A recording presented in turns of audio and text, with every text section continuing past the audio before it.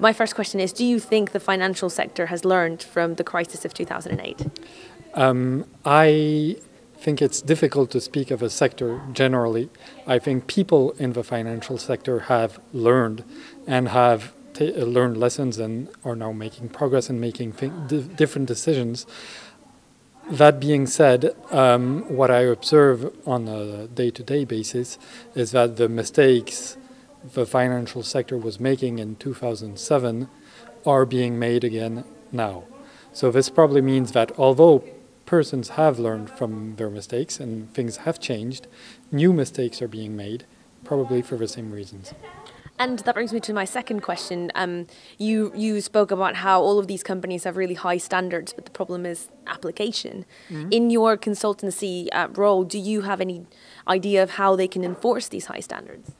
I think high standards of morality are very difficult to enforce because it's person by person that makes this decision. So I believe that you either try to regulate, but that's going to be very difficult.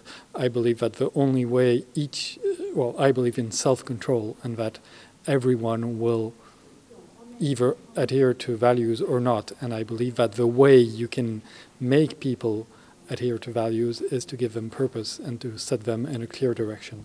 And that's what comes from leadership and from having objectives which are greater and wider than just financial objectives.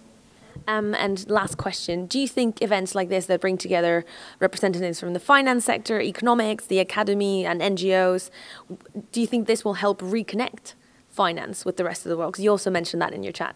I definitely believe that when you hear people are saying the same thing from very different directions or just life and experiences, and I believe that's a really positive influence for everyone because it reinforces the collective will to do better, as well as the coherence of the speech when you understand that the UN is saying something which is the same that academics are saying elsewhere, which some people in business are saying as well.